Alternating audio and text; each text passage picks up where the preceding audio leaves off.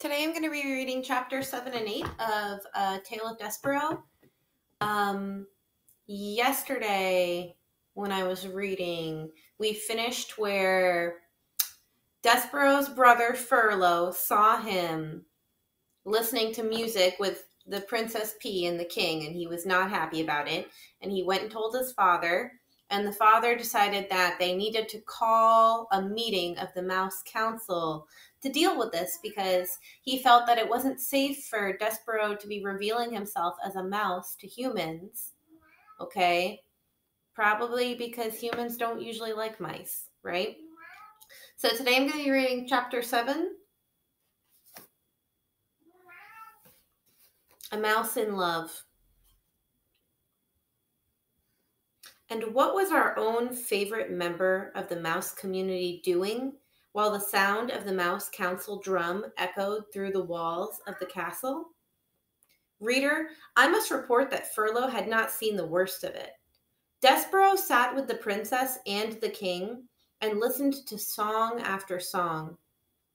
At one point, gently, oh, so gently, the pea picked up the mouse in her hand. She cupped him in her palm and scratched his oversized ears. You have lovely ears, the pea said to him. They are like small pieces of velvet. Despereaux thought that he might faint with the pleasure of someone referring to his ears as small and lovely. He laid his tail against the pea's wrist to steady himself, and he felt the princess's pulse. The pounding of her heart and his own heart immediately took up the rhythm of hers. Papa, said the pea when the music was over, I am going to keep this mouse. We are going to be great friends. The king looked at Despereaux cupped in his daughter's hands. He narrowed his eyes. A mouse, he muttered. A rodent. What? Said the pea. Put it down, the king commanded. No, said the pea, who was a person not at all used to being told what to do. I mean, why should I? Because I told you to. But why? Protested the pea. Because it's a mouse. I know. I'm the one who told you he was a mouse. I wasn't thinking, said the king. Thinking of what? Your mother, the queen. My mother, said the pea sadly. Mice are rodents, said the king. He adjusted his crown. They are related to rats. You know how we feel about rats. You know of our own dark history with rats. The pea shuddered. But Papa, she said, he is not a rat. He's a mouse. There's a difference. Royalty, the king said, has many responsibilities.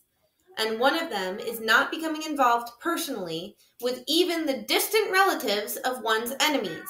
Put him down, Pea. The princess put Despereaux down. Good girl, said the king, and then he looked at Despereaux. Scat, he said. Despereaux, however, did not scat. He sat and stared up at the princess. The king stamped his foot. Scat, he shouted. Papa, said the princess, please don't be mean to him. And she began to weep. Despereaux, seeing her tears, broke the last of the great ancient rules of mice. He spoke to a human. Please, said Despereaux, don't cry. He held out his handkerchief to the princess. The pea sniffed and leaned down close to him. Do not speak to her, thundered the king. Despereaux dropped his handkerchief. He backed away from the king. Rodents do not speak to princesses. We will not have this becoming a topsy-turvy, wrong-headed world. There are rules. Scat, get lost before my common sense returns and I have you killed. The king stamped his foot again. Despereaux found it alarming to have such a big foot brought down with so much force and anger so close to his own small head. He ran toward the hole in the wall, but he turned before he entered it. He turned and shouted to the princess, "My name is Despereaux." "Despereaux?" she said. "I honor you," shouted Despereaux. "I honor you," was what the knight said to the fair maiden in the story that Despereaux read every day in the book in the library. Despereaux had muttered the phrase often to himself, but he had never before this evening had occasion to use it when speaking to someone else. "Get out of here!" shouted the king, stamping his foot harder and then harder still, so it seemed as if the whole castle, the very world, were shaking. "Rodents know nothing of honor." Despereaux ran into the hole, and from there he looked out at the princess. She had picked up his handkerchief, and she was looking at him, right directly into his soul. "Despereaux," she said. He saw his name on her lips. "I honor you," whispered Despereaux. "I honor you." He put his paw over his heart. He bowed so low that his whiskers touched the floor. He was, alas, a mouse, deeply in love.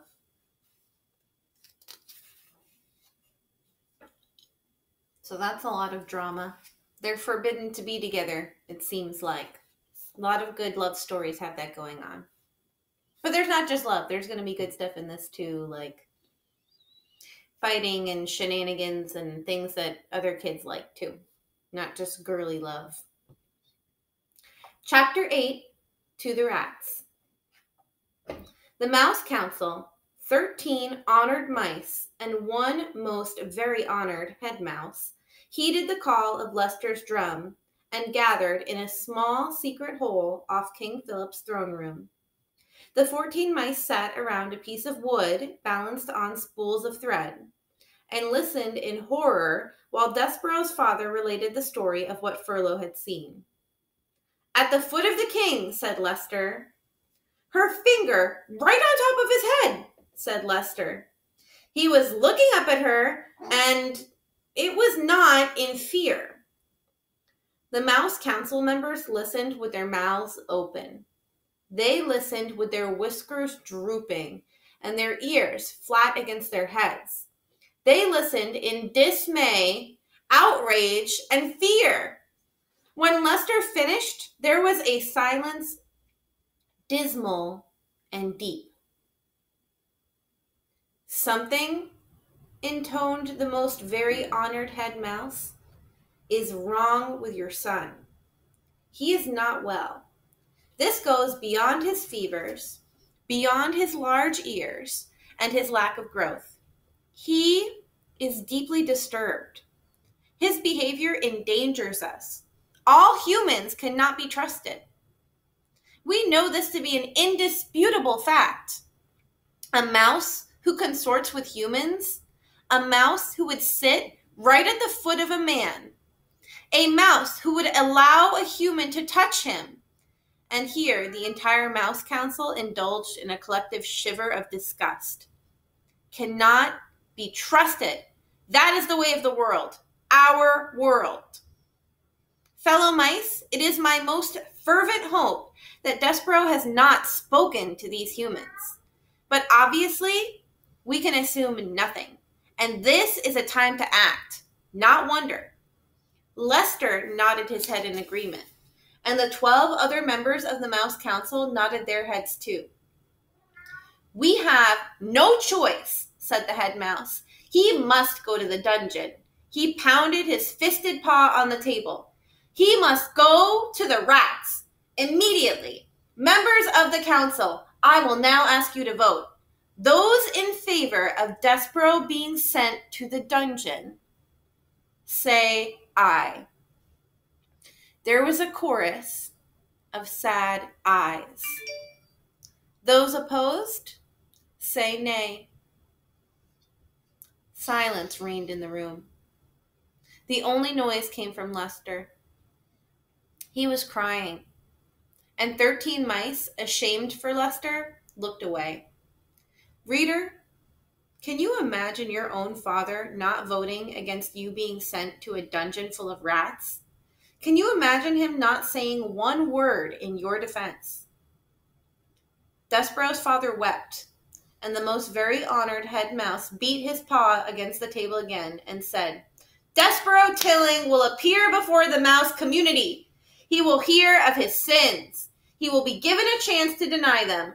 If he does not deny them, he will be allowed to renounce them, so that he may go to the dungeon with a pure heart. Despereaux Tilling is hereby called to sit with the mouse council. At least Lester had the decency to weep at his act of perfidy. Reader, do you know what perfidy means? I have a feeling you do, based on the little scene that has just unfolded here. But you should look up the word in your dictionary just to be sure. So that's the end of chapter 8. And Despereaux is going to have to go before the Mouse Council and explain his actions. And it doesn't look very good for him. Looks like he might end up in the dungeon, huh? And I want to talk about that word that they just shared with us.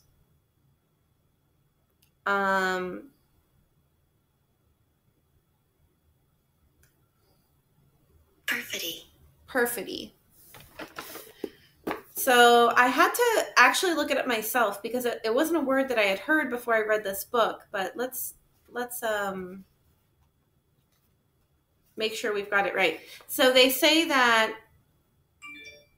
at least Lester had the decency to weep at his act of perfidy. So Lester is Despereaux's father, right? And Lester's always kind of viewed Despereaux as different and not thought that it was a very good thing. So he's the one who called the Mouse Council. And now the Mouse Council has voted to see whether or not Despereaux should go to the dungeon. And Lester has said nothing to defend his son. He's going to allow the Mouse Council to make a choice that could send Despereaux away from his family to a dangerous place. So his act of perfidy toward his son, perfidy means deceitfulness or untrustworthiness. So perfidy basically means like something that you do, like a betrayal, something that is sneaky or hurts someone that you care about or means that you can't be trusted, which makes sense. I mean, can Despereaux trust his father if he's willing to send him to the dungeon full of rats? We will have to wait and see in the next chapter, which I will post tomorrow.